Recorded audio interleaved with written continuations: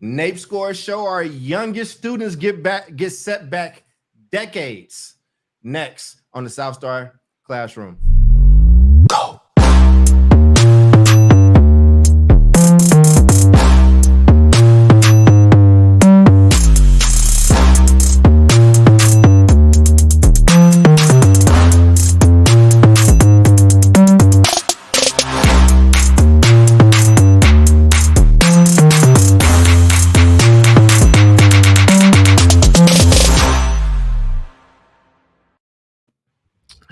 Oh, welcome to another episode of the South Star Classroom. That's David. I'm Charles, and we're talking about something really interesting today. Scores came out this week, David, and I know you and our buddy Omar, who will be here just a little bit later. I know you all are pros at this stuff. I know this is somewhat like, what's a good equivalent? Super Bowl of numbers of data, maybe, I don't know, but it's a very important data day, and there are these things called NAEP and these scores, and they had some real damning things come out, and so we're gonna get into that conversation. But we got Omar right there. He's looking good. How you doing, O? What up, everybody? Welcome. I'm in the middle of Mexico right now, of all places. So David's been on a boat, I think. Okay. Somewhere in, I don't know, San Diego. Dr. Cole's been in the Caribbean. Yes, I'm straight up in Mexico. Like, it's David Nice country. I mean, what state are you in? Where are you at? We're in Quintana Roo. We're in Playa del Carmen. There you go. That's what's up, man. Well, listen, stay with us as long as you can. But if you do need to go, we understand. Like, we want you to enjoy yourself. So, you know what I mean? Just want to say hi, because I know we're already jumping into NWA scores. Yeah, NWA scores. Well, is somebody gonna have an attitude after we talk about it? But I'm gonna throw it to David. So, David, the average person may not know what NAEP scores are, why they're important. So, why don't you inform our audience around what NAEP scores actually are? Yeah, thank you. All right, good to be here with both of you. And before I jump in, for our listeners out there, regardless of what platform you're on, make sure that you like and share and comment. Join the conversation today, because we're going to be talking about a very important topic and a very timely topic. I don't think I'm wrong. I'm rarely wrong. Even when I'm wrong, I'm right. This is probably one of the first education podcasts to take on this subject for this round. So what we're talking about today is a data set, which is generally known as the nation's report card. It's called the NAEP, which stands for the National Assessment of Educational Progress. So it's really important to understand that this is the most comprehensive K-12 data set that we have access to, that is given on a regular basis, not to all students, but particular students across the country. So it's a national assessment. Every state has their own standardized metric, and then regions have their own, schools have their own, teachers have their own. But this is kind of like the high level, a really important, it's not a formative tool, but it's like a dipstick. It gives us an idea of two things, how different groups of students are performing, and then we can also look at that same group over time. And what we're going to look at today is a very recent drop of data from a couple of days ago from a national assessment that was given last year for fourth graders. So we're talking about if you were in school last year and you were a fourth grade student in a public school, it's not every school, but certain schools are invited to participate in this. I don't think you can opt in. I think your school just gets a notification. And so it's a sampling. And that's what we're going to look at. It's the first extensive kind of, schools, everybody's back in school, kind of measuring what's happened as a result of the school closures, not the pandemic. Well, so schools closed, and now they're back. Now they're back open for the most part. And we picked up right where we left off, right? Everything is hunky-dory. Things is good. Is that what you're telling me? Yeah, a year and a half of learning from screens and you know, depending on where we were at, we got like an hour and a half of instruction from a screen, and everything's good. Everything's like great. We just picked up right where we left off, and yeah, let's just end the podcast right now. Thanks, everybody. So where do we end up with these NAEP scores? And if you need to jump in there, Omar, I muted you just because we got the background noise, but give me a sign and I'll pull you in. But where do we end up with these scores, David? What is the state of education for our most vulnerable children? Yeah, so I mean, I think this is an initial release of test score data. We don't have like state level data yet. I don't even think schools have their local data. We're looking at the first drop of national data.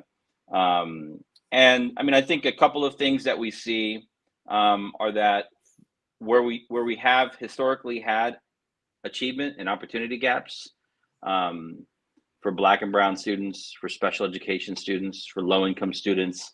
All of those gaps have accelerated, not accelerated in closing, but accelerated in widening. I mean, I think that's one of the big headlines.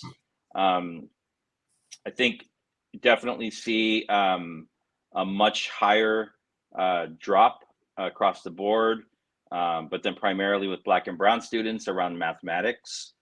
That's what we're seeing. And then I'll just share one more big data point, and then we can jump into a conversation. It's really important to know that the NAEP has been in administration since it looks like the early 1970s.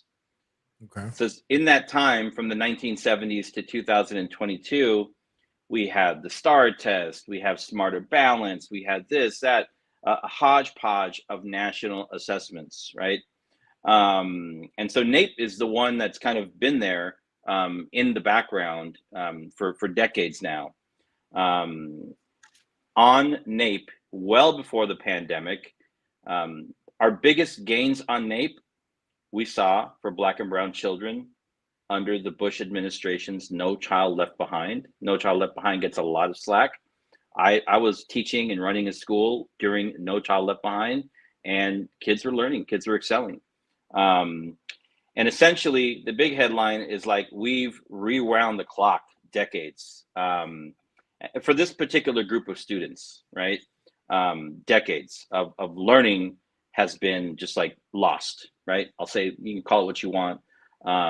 But this group of students compared to their peers, you know, have gone backwards. Not saying, and we all know that, acknowledge that baseline before the pandemic was not good for Black and Brown and special education students. It is now worse, right? And so, I mean, that's kind of what I'll stop with, and then let's have a conversation about it. Well, let's get to these reactions. I mean, I'll bring in Omar. I mean, you know, Omar out there taking in that sun, you know what I mean, getting it all soaked in. Have you seen these NAEP scores, and what do they mean, Omar? I am the layperson today. I will be the entry point for the audience. So what do these scores mean to you, old school leader? I mean, you as the layperson, doctor, right, Cole? I mean, come on, man. Like, you're the researcher of the group. You know this. I appreciate the humility, though, man. Look, I think that the evidence is just astoundingly clear, which is if you start looking at these students and you start aggregating, what are the compounding scenarios that occur? More likely than not, these are low-income students. More likely than not, low-income students did not have the access to the internet and to resources the way other students did during the pandemic, during school closure. Low-income students didn't have the necessary resources of in-person support. There's probably, you know, an emerging bilingual scenario here as well, where students weren't receiving language support. So ultimately, it's not just understanding the root causes of why these scores are almost deteriorated to 1970s levels. It's an understanding that this is what happens when a group of individuals like low-income Black and Brown kids who depend so much on the structure of school, on the food stability of school, on the continuous instruction provided, especially in like groundbreaking schools that are providing excellent instruction, you go back and realize that the income gap explains immensely the achievement gap. So those kids that, you know, probably had middle income, higher income, access to the internet, access to resources, access to tutoring. I mean, those parents were like getting pods together, right? Of like, who's going to be the parent who's going to take care of the pod this week and the teacher that's going to come teach them. Meanwhile, like our low income families, what are they doing? Like, it's a scenario where parents are like still having to go off to work. No one's really supervising these kids, and the loss is massive. So I think what it shows is not just the disparity that occurs when you see how vitally important the school resources are for our Black and brown kids. Not only shows the massive income gap and the technology gap, but like my question for you, Doc, for David is like, what's going to happen to this group of kids? Because we're studying 1 year, but this is really about what, maybe 2 to 3 years that this deeply affected students across the country. So what happens? Yeah, he froze, but I mean, to this cohort. Major there he goes. Question right now for the group. Yeah, you froze up a little bit there, but we got most of what you said. Yeah, be careful. Don't drive into a cenote, okay? Don't drive into a cenote, please. Dude, that's what happened. We just drove into a cenote right now. How did you know, man? We're knee deep. I don't know, man. I drove into one when I was down there. Gringo alert! There's a gringo here. What is that? What is that? A cenote is like an open pool of water. This area of Mexico where Omar is generally very flat, and there's water all over the place. So there's like these. Some of them are underground, some of them are not underground, but they're basically big pools of water that go back and have very historical value amongst our Mayan ancestors. So that's what they are. Correct. The Mayans believed that they were spiritual waterways that connected us from the underworld to the earth realm, and therefore had mystical and spiritual qualities. But they're just awesome swimming areas as well.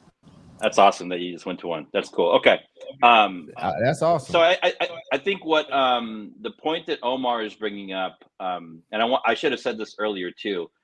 We're looking at this one sliver of kids, right? That we'll see if we can do that. We're looking at this one sliver of kids, fourth graders, right?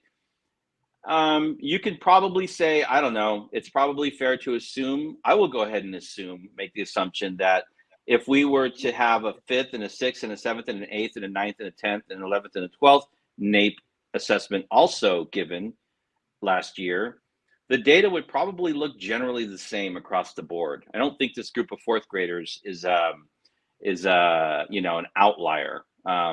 So, I think just because it's one group doesn't mean that this issue is isolated to this one group of kids. And we talk about what are we going to do for these kids?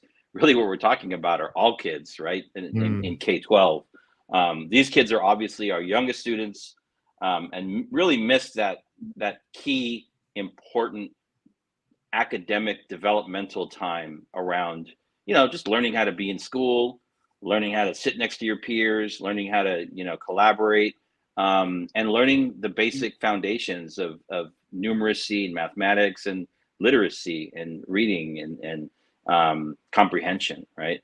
So I think he does have a good point. It's like schools are sitting on billions of dollars of funding right now, and I feel like too many school systems just reopened up like nothing had changed. We're not seeing a fundamental shift in the way that schools are addressing this learning loss. It's like, well, maybe you can go to an after-school tutoring club or this or that, but it's like a return to the normal, and the normal was not good for our kids, and we know that, and now it's even worse. So I think we're going to get a lot more data. It's going to come out. It's going to be ugly. It's probably going to be very ugly for the blue states. It's probably going to look worse for states that kept kids out of school for longer.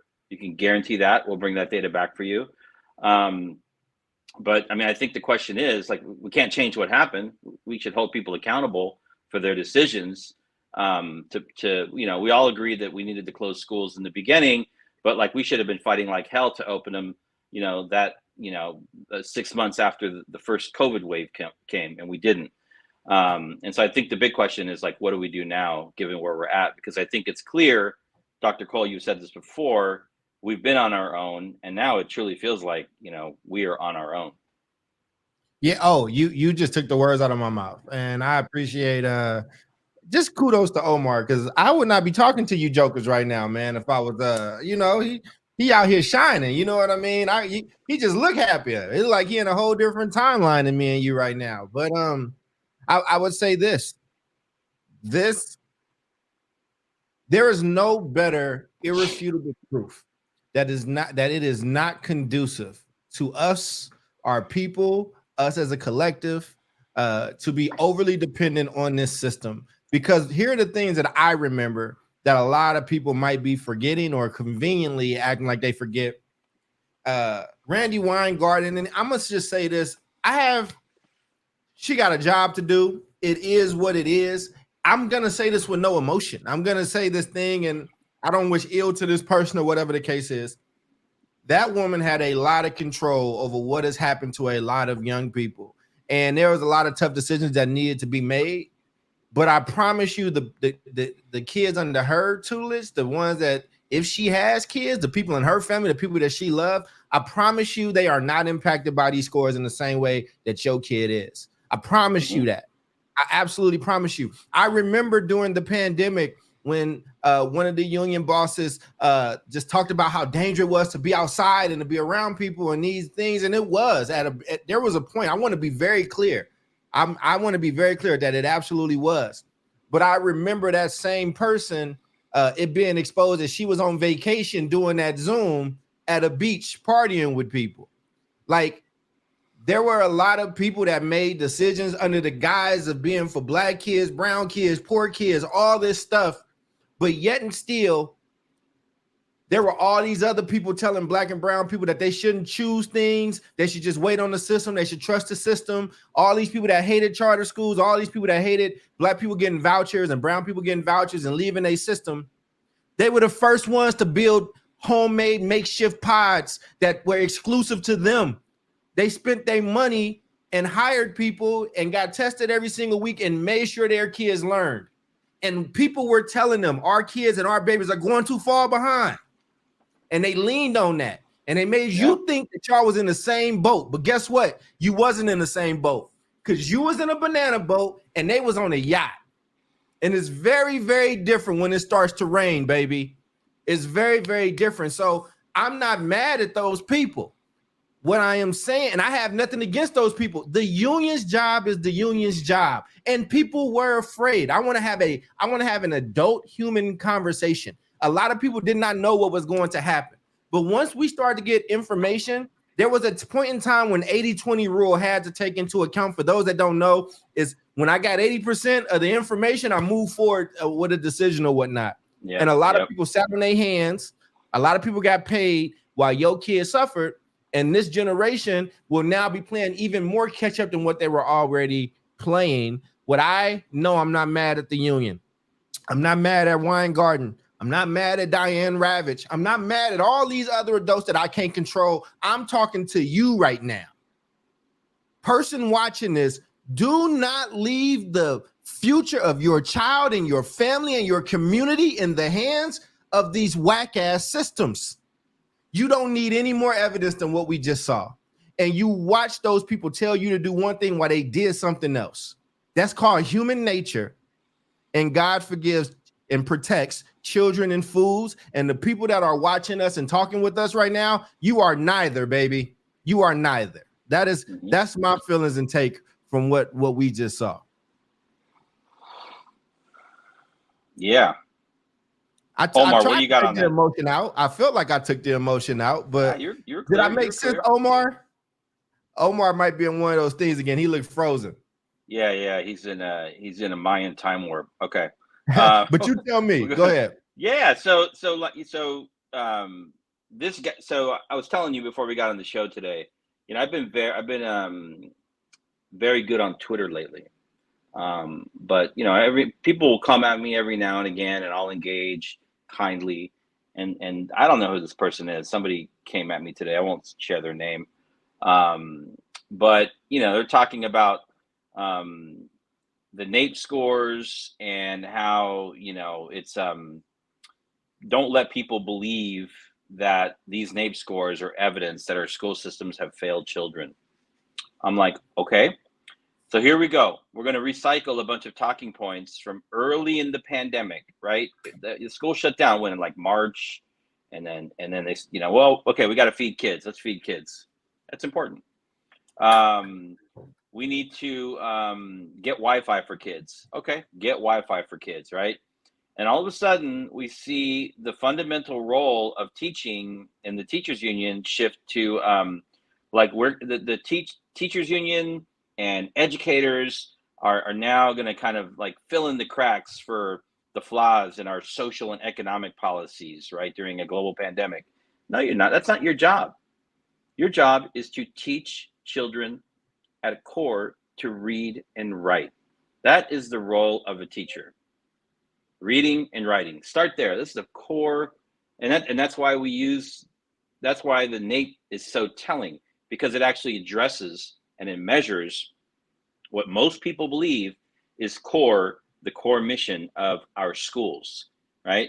However, people will have you believe that schools are, we're community schools where kids can come in and get their teeth cleaned, and we're going to give you food, and we're going to take care of your needs. Mostly white educators taking care of poor Black and brown children. Very patronizing, and it's crazy. And you're starting to see some of this like talking point come out now, like don't believe these NAEP scores. Without educators around, like we wouldn't be where we are. And I'm like, well, where are the children? Where are the children? And I think, I hope, especially once the second round of data comes out, that it really pushes this conversation, not just around what's, who did well and who didn't do well. I can tell you for a fact, I got to see firsthand during the pandemic, because I'm privileged, I'm an educated person. And, I got to set up my family and my extended family in the Bay Area and my neighbors' kids, low-income kids, into a pod. And I ran a pod throughout the whole pandemic, the whole year, Kudos. for that full school year, for mainly elementary school children. And I looked into the screen. I got to like experience what instruction looked like, and it was incredibly insufficient. So point being is like, sure, nobody could have predicted the pandemic, but we know that pandemics happen, right? We have a history of them. How could our school systems have been so utterly unprepared to switch to remote learning? Other places did it. In Mexico, when the pandemic happened, Mexico had an already existing system of delivering education through old school TV. Turn on the channel to channel 10. That's the national education TV channel. Kids can sit and watch TV and get high quality, lessons that are generally uniform. Mexico was ready, right? A lot of charter schools were able to switch very quickly and transition because they're smaller, they're more nimble. But for that first like 3 months during the pandemic, when we were in Oakland, it was a complete waste of time and I didn't even know what they were doing at school, to be totally honest. My kid got like an hour and a half a day. All the other kids did. It got a little better during that second year, but I'm like, what are you doing? Like, I don't know. And I know teachers are getting paid. Teachers are going through the trauma and COVID also. I get that. But it's unbelievable. I mean, at least from what I saw, we let our kids down 110%. And now, we need to hold these systems accountable for making sure that they're doing the basics. I mean, this, I think I have very clouded vision because I live in California. And California, we have a literacy crisis in California. We're one of the wealthiest states, and we have some of the worst reading outcomes even before the pandemic, right? And we have a Secretary of Education, superintendent, that, you know, is just now considering starting to convene with people around a task force around literacy. I'm like, you've been in office for like 3 years. What have you been doing, right? And so, yeah, I'm upset. I'm concerned, and we'll continue to use this platform and to you know, share the good and share the concerns when they come up. But I think for this first round of NAEP scores, I'm not surprised, not one bit. Well, and I think, you know, even more so than what the scores are, I think that the narrative is now people are starting trying to take over this narrative. And I remember when it was happening live, right? When like, you know, again, not hating on this person, Randy, do your thing, live your life, right? But I remember Randy being like, school's got to be closed, they got to do this. And that was fine. That was great. But I've also she's doing her thing, man. She's a multimillionaire. She's doing her thing. I've started seeing her say she's the reason school's open back up. Like she got it done. Like she was the reason that we got to get our babies back in school and we got to do this, that, and the third. And it's just like, you know, we can see you, right? Like, you know, wait, what kind of Jedi mind trick is happening right now? What is happening right now, right? And I think these are the type of games that people play with your kids, though. And listen, even if you ain't got kids, this is about the future of your community. This is about who's going to be running things very, very soon. And, you know, there's just a level. Listen, this is something that we all have to work on in this day and age. And I have to work on it as well. And that's removing my emotion and just looking at the facts of a situation and leaving my emotion out of it, leaving my politics out of it, leaving my, you know, just the biases that I might already have in my head around it. Because at this point in time, there's a difference between having discernment and also like a different just level of selfishness. I think that there are facts that were staring us in the face, and we just decided to ignore those facts and go for something that made us feel good in the moment. And it was a lot of people with a lot of power that will feel none of the consequences of those decisions in charge of that. And so parents that are listening, community leaders that are listening, students that might listen, we got to get used to looking at facts and making the best moves off the information that we got.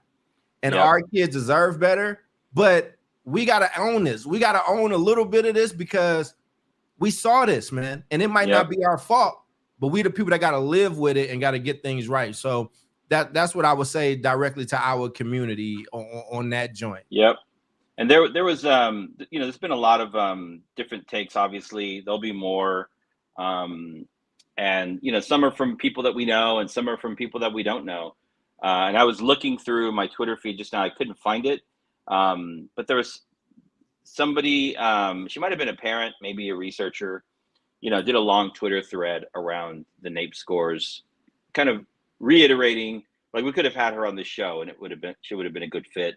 But she also said, like, you know, so what are we going to do? And what are you going to do as a parent? Right. And it was very simple. It's like goes back to a lot of the stuff that you put out, Dr. Cole, and I'm sure a lot of the work in terms of goal setting that you all do. Omar is now at the bottom of a cenote. It's called a condo cenote. Yeah. He's chilling, dude.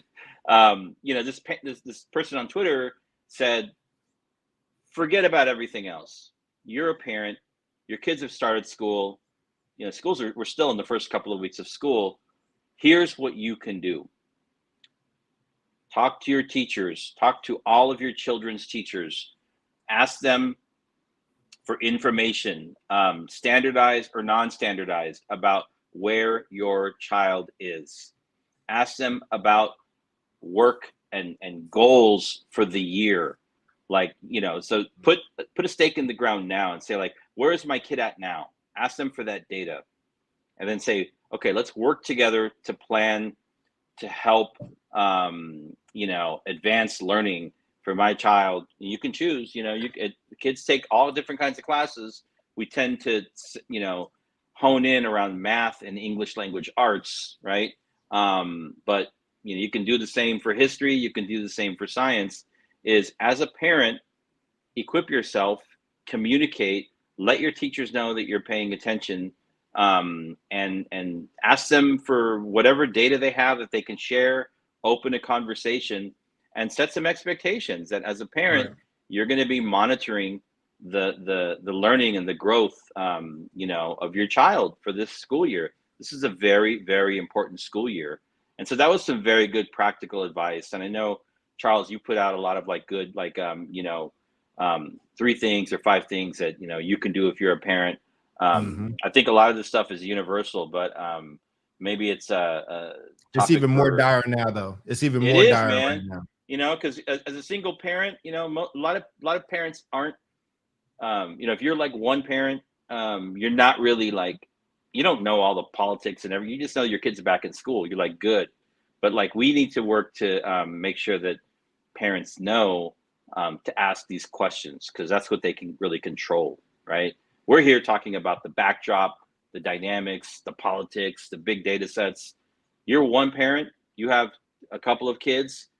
Here are 3 things that you should be doing today to make sure that your kids are getting what they need, right? Man. Can you hear us? Oh, you back with us, brother? Yeah, I can hear you all loud and clear, and I apologize that I missed some. You're So if this fine. You question You're is good, a bit again, man. of a you're good.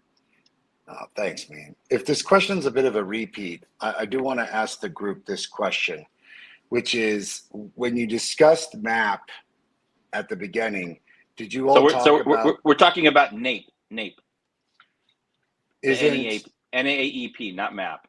Oh, okay, Yeah. okay, and that that test is conducted in how many school districts? Yeah, so that's a really good question. So I don't know what the overall.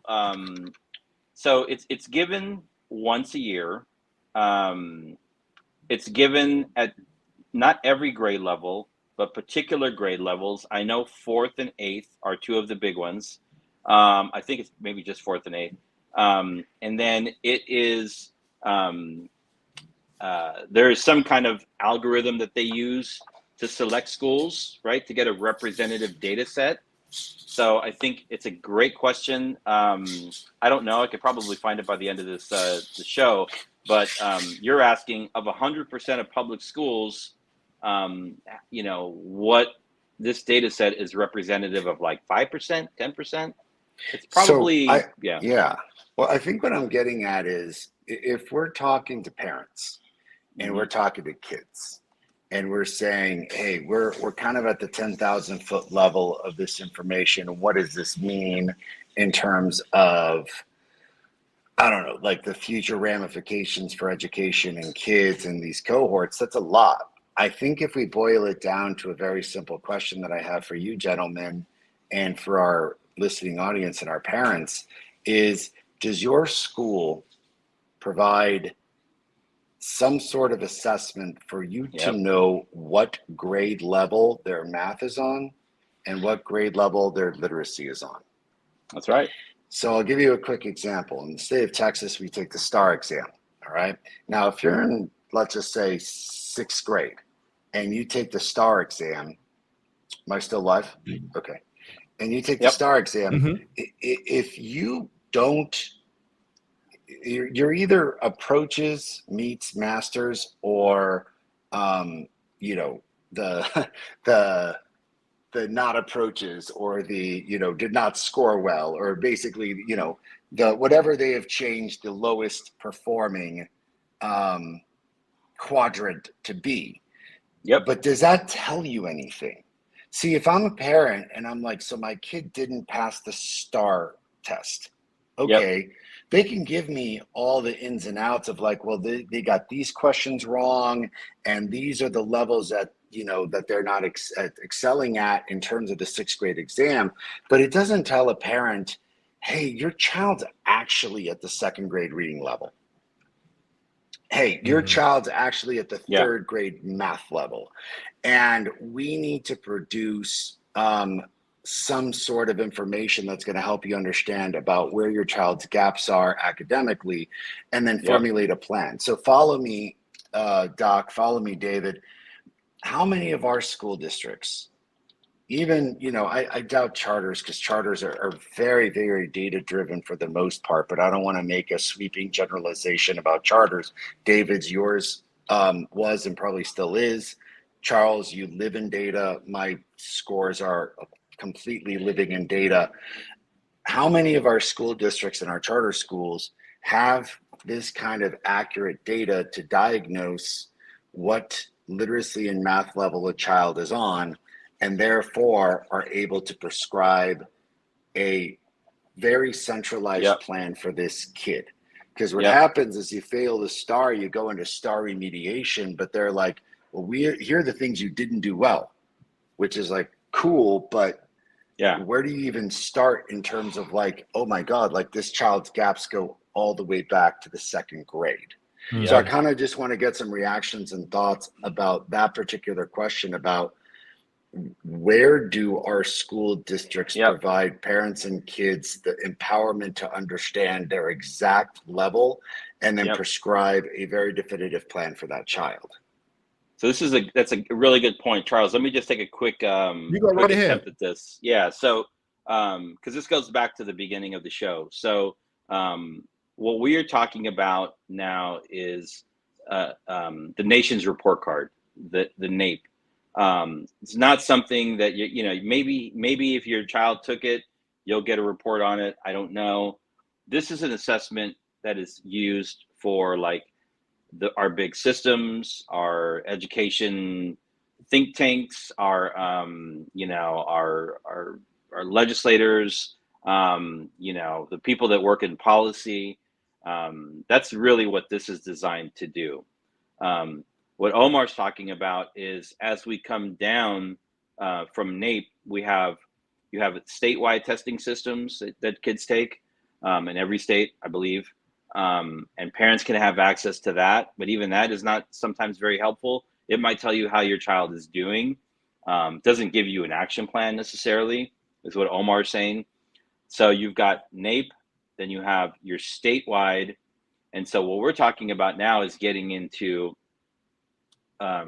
assessment systems that school districts and or charter networks or charter schools elect to use as what we call like a formative assessment.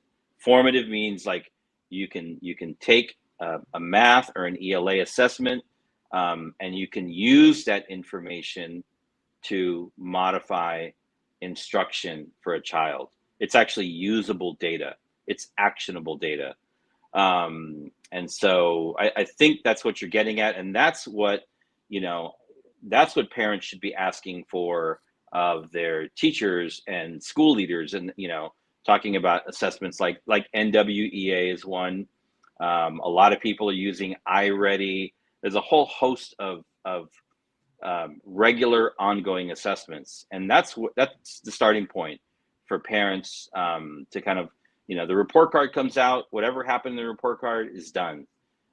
You can be asking if your child is taking a math or a reading assessment. There a lot of times they'll do it in the first couple of weeks of school. It's called a diagnostic. Ask for that data. That data will tell you where your child is, and it'll give you a starting point.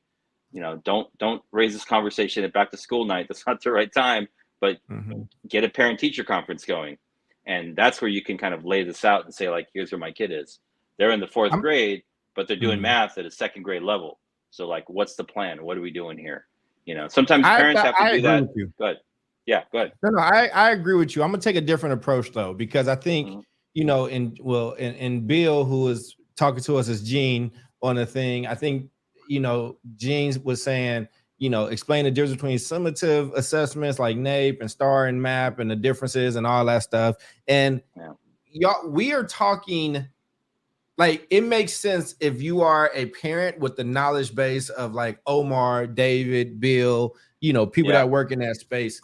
I think you start losing the average person, right? When we start going into these different type of tests and all that stuff. I think at its most basic level, I think if you're listening to this, you should know what your kid's reading level is and math level is. Like, just start there. Start with that piece. And whether my child is on grade level or approaching or above, then you should act accordingly based off that stuff. And you should ask for a specific plan for said child. And a lot of teachers don't expect a parent to come and ask for that stuff directly. And I'm gonna be very honest with you, there are a lot of English teachers or language arts teachers that don't know what your kid's reading level is, or that school isn't pushing them to do the due diligence. So that's why when I'm talking about this stuff, I'm trying to keep it very simple. Ask for your teacher for your kid's reading level and the plan. If they don't know, your next conversation needs to be with that principal. Ooh, hey, man. and they don't know, and why don't they know? And this is the type of plan I need. And if you don't get that answer, then you need to be going to said district, said charter leadership, said private headmaster or whatever, right? Like, these are very vital things. It's almost like if you went to the doctor and your grandma's in the hospital and you know she got a history of high blood pressure, and you ask them what her blood pressure is and they say they don't know. It's unacceptable. And so I want to create those parallels, because literacy is like the foundation. It's like like everything else that we do is dependent on where this thing is, similar to blood pressure at a hospital. And so, I might not need to know how everything that's going to happen in the surgery. I might not need to know, what I'm saying, the difficulties of it, because that's what a surgeon is for. That's what a doctor and a medical professional is for. But you can at least tell me how Granny's blood pressure is doing. Like, how are her vitals? These are your kids' vitals, their reading level and their math level. So I think what David, Omar, and Bill have been talking about is actually highly, highly important. And I think there's levels to this. And if you at that level, God bless you, and you should do those things. Don't feel bad if you're not at that level, right? This is what education is for. And you probably you won't know as much as a David or Omar will, but you can come in at that level that I'm talking to you about. And like, between my level and the level that Omar just stated, you better be operating somewhere on that continuum, because what is not acceptable, especially for the state of our community and what we're trying to do, Black, brown, and poor people, you have to be a player in that game. You have to be somebody that is driving that bus. It will do your child no favors if you are a bus rider in this scenario. And I'm not trying to steal Charles Barkley's euphemism that he had for Kevin Durant, but I think that it's a very simple one to grasp. The time for bus riding is over. It is over and it is done. You need to start driving that. That don't mean you got to know everything, but asking the right questions and applying the right pressure at the right points and right places can raise your kid to greatness and let you know what you need to do so you can get the actual prescription that is needed for your child's diagnosis. And so Bill's got a comment here, and we've all heard this. And so I think if you're a superintendent, if you're a principal, if you're a network superintendent, if you're a parent, if you're an auntie, if you're an uncle, somebody who's looking after kids, we've heard this thing from teachers, like, how are the kids doing? How's my kid doing in your class? Well, they're doing great. Well, how do you know? I know my kid. I know my kids. I know how they're doing. I'm like, well, how do you know, that the kids are doing well? You've always got to push and ask for something that actually demonstrates, that they know how their kids are doing. Because, and I'm not putting teachers on blast, but I'm saying, like, if you're a teacher, it's actually easier if you have good and transparent assessment data to show how kids are doing, right? And again, some school systems, I'm sure El Paso leadership in Oakland, I mean, we could have given parents a lot more data. We chose to give them, because it can be overwhelming. But at a minimum, we would give parents, at a minimum, right, 3 report cards a year based on the progress reports, based on the trimester. Mm-hmm. The progress reports were tied to the state standards of California. We didn't make up our own stuff. We're like, here's the California standards, for the different subjects. And then we also gave parents a trimester NWEA report.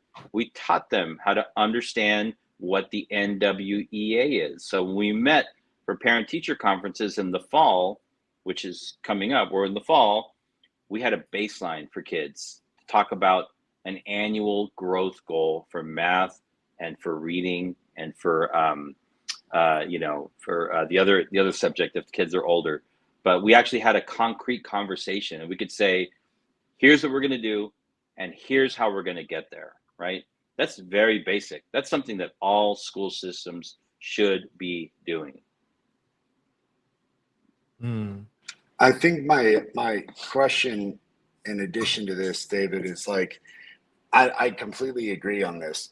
I want to go back to something that I heard earlier where you were saying that scores jumped up radically during the No Child Left Behind time. And I want to punch this and say, listen, like No Child Left Behind was an interesting time in education. But I think one of the fixtures of No Child Left Behind that I really liked, that I really enjoyed, that we still use, that every charter person worth their girth and district person worth their measure is the data. No Child Left Behind was really this time of finally like tracking data and being like, how is your kid actually doing? Like, how are they not only scoring on these exams? And I know everyone in the audience is like, look, my kid's not my exam. I get it. Like, look, I'm with you. Not everything's the exam. But when we talk about basic reading levels and basic math levels, don't you want to know where your child stands? Look, my niece is in private school. All right. They don't have to take any tests, but they all take the Stanford 9 exam. And the Stanford 9 exam is essentially what we're talking about with map data or anything else. It essentially says, hey, in linguistics, here's where your grade level's at, in reading comprehension, in vocabulary. And it boils it down really, really nicely and gives parents definitive information to say, your child is either at grade level, well above, or well below. And when you're equipped with that information as a parent, when you're equipped with that information as a teacher, you have a roadmap. You know where to go.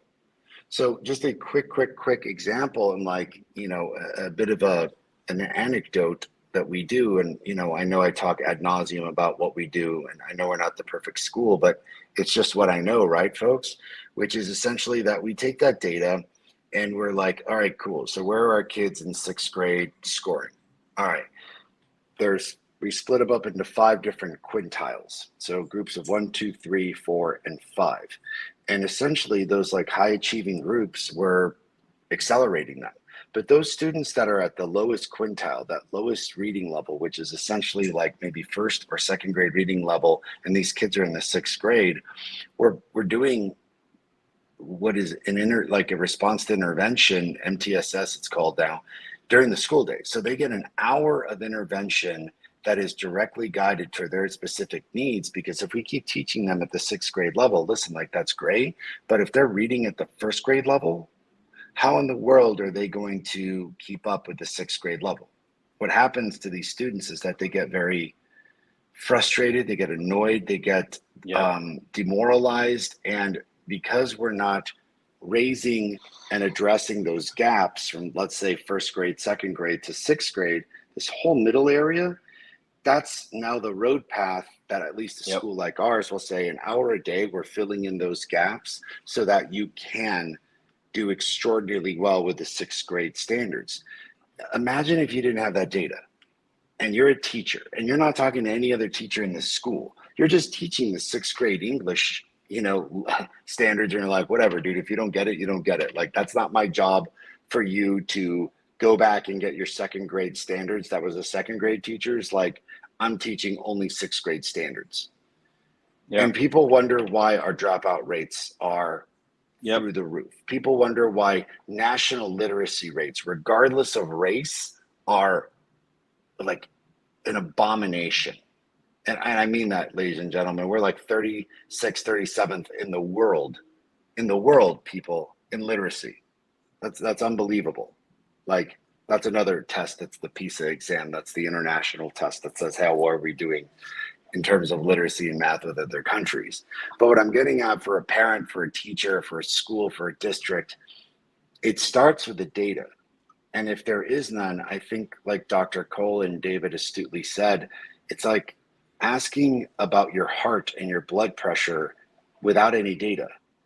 You just kind of have a feeling that things are going well. Like, sorry, man, it's the 21st century. Like, we shouldn't go off of just feelings. Like, there's science and there's data to not only tell us exactly where we're at, but provide us the information that we need to set off on a very structured path towards allowing these students to get back on grade level. So then the question should be for parents, if this data isn't available, why not? Yep. And if it isn't being done, why aren't you doing it? And Yep. do my teachers know exactly the grade level my child is on, and what are they doing about it? And look, man, I could tell you dollars to donuts. The answer, sadly, is we don't know what the data is. We just know that they, essentially didn't pass their state grade level exam. I don't, like, as a sixth grade English teacher, I don't know where they're at because we don't do diagnostics here. And my job isn't to teach them the third grade standards, it's to teach them the sixth grade standards. And sorry, they're just to keep up. So that goes right back, sadly, cyclically, to what Dr. Cole always says is, are we on our own? Yeah, man. And that's going to roll us into final thoughts, man. And that, let's have you go so we can get you out of here earlier, man. But, what's your final thoughts on this joint, and what message do you have for the people? Yeah, I mean, I want to just say that to Bill made a comment that I tend to somewhat agree with, but then say we could do better. Like he said, quote, it is too much work in school systems. It's too much work for school systems to monitor these things on a regular basis. Like, I should know my kids. And look, everyone should know their kids. I agree with you, Bill, but it's not that much work. You just heard David basically say these are the things that we did at our Oakland school in terms of providing grades, providing MAP scores, and giving parents the tools and the information they need in order to help. And I guarantee you that a school like David's probably had a hell of a roadmap on being like, now that we know this kid's data, what are we all doing in order to catch this student up? Because that's really, like, at the very essence of what we should be doing as a school. It shouldn't just be, providing stability and providing structure. It shouldn't just be providing what I believe to be one hell of a culture and providing excellent social emotional learning. It should be that the academics are completely guided and driven by data to understand, where does your kid land on the reading levels and the math levels? How do we get them accelerated to the point where they can be reading and doing math, hopefully at a college level? Because if not, ladies and gentlemen, it's what's going on in El Paso, which the majority of high school graduates in El Paso are graduated with an 8th grade reading level. And I got to ask you, with an 8th grade reading level, are you able to understand what a fixed and variant interest rate is? Are you able to understand what caused the subprime mortgage scandal? Are you able to understand a legal document? Are you able to really read the car loan that you're getting and understanding fixed and variable interest rates? Like, we're sending out a population lambs to the slaughter because their literacy levels and their critical thinking levels are horrific. And I just got to ask, like, this is what schools should be doing. Like, we get into all of these, like, red herrings about, like, should we be worrying about, like, trans kids, and like those are different conversations for different days, but they are a distraction, in my opinion, away from the core tenet of what a school should be doing, which is equipping your child with the skill sets, the literacy set, the math set, and the social emotional set to not only manage themselves in a highly complicated world, but have some level of success in it, because they are empowered enough to understand the very system that is probably trying to, like, steal, scam, and corrupt them. So on that respect, like, those are my final thoughts. And it's honestly, like, what are we here to do other than that? Yeah. So, Charles, can I go next? Of course. You close this out. All right.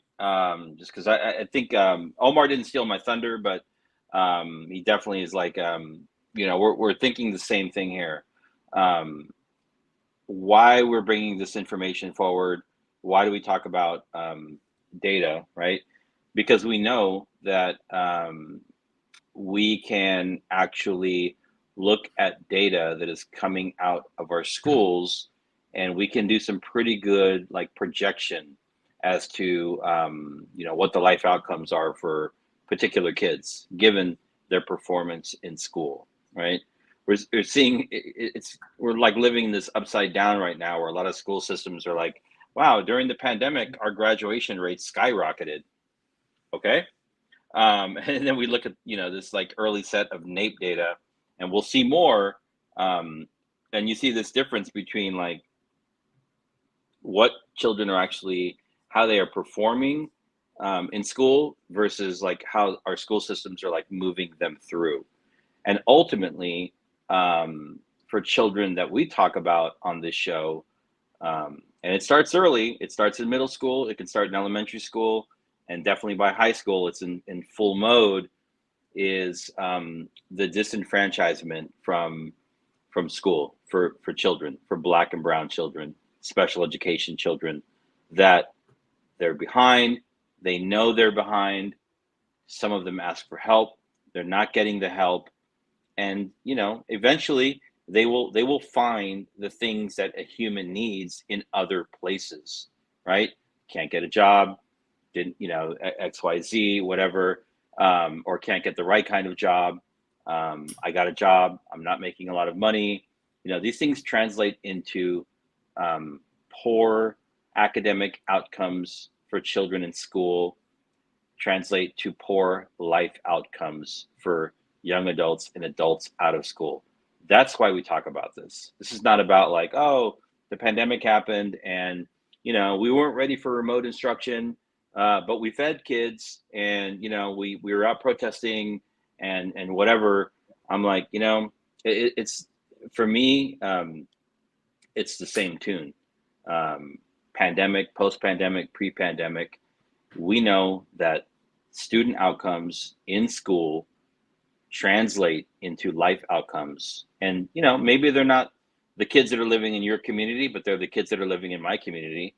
They're the community that I grew up in, right? And that's why I care. And I know that both of you care very deeply about this, and we'll continue to talk about it. So I think just backing up from all the different levels of discussion that we've had today, I've doubled down on, looking at student data, because we know that what happens with kids in schools, we can often predict what, based on how they're doing in school, what their life outcomes will look like. And that's very serious. And that, even if you don't have kids in school, or even if your kids go to a private school, that impacts all of us. It impacts our society as a whole. And so that's why I just feel like it's really important. So that's my closing thoughts. That's what's up, man.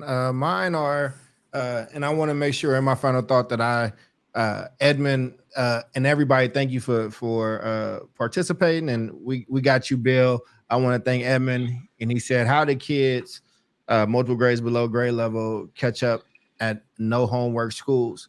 And the teachers are calling it for equity reasons. This wraps into my final thought. So I appreciate it. And I think I got a lot of wisdom from what David and Omar said. And here's the thing. In public education, for the most part, there's a one-size-fits-all type of approach to certain things. And this is where you have to be engaged. You cannot fall victim to the law of averages. It will not work out well for you. And so it starts by asking those questions that we talk about. It starts by understanding your child's vitals in these schools, be in their reading level and their math levels, or whatever the case is. Another vital may be the level of safety at that school, right? You know that information better than I do and better than we do. But once you know, then that means that there are certain things you got to demand and do, baby. You know what I mean? Like this, if my kid is 4 levels behind grade level, and and most of the kids are 2 or 1 or on grade level, my child needs a different plan than what they have. Like it just, there needs to be something extra there. There needs to be some more things there. And you have to be the driver of that. You cannot wait and just hope and pray and play with your necklace and just be like, man, they're going to do the right thing. And some probably will. And if you go to one of those schools, you are blessed. God bless you. But you can't assume that. You actually have to assume the opposite is going to happen. You actually have to be the driver in this scenario and in this scene. And so what I would say is, it's not just about these NAEP scores, But what these NAEP scores are doing is highlighting something that we all knew. This is the thing. This is just, we knew this. Now you have things that prove it. Now my question is, what are you going to do about it, right? What are you going to do with it? And this is not a blaming the victim thing, right? This is a survival thing. That's like if we on the campsite, if I'm camping with David and Omar and we see a big pile of bear poop and we see somebody else done got mauled, we can sit there and be like, well, equity says, you know, maybe that bear won't try to eat me. No, man, you better get your ass out the forest. You better get to higher ground. You better figure something out. Run, Forrest, run. Coming. The bear is coming. The bear is coming. That's what these NAEP scores are. These NAEP scores is the pile of bear poop. It is the roar of the bear. It is seeing somebody else mauled by the bear, and you still have time to do something about it. And that's my final thought. Hopefully I did it justice. That is Omar. That is David. And I am Charles. And we will see you all next time. Same bat time, same bat station. Y'all take care. Peace out. Take care, everybody.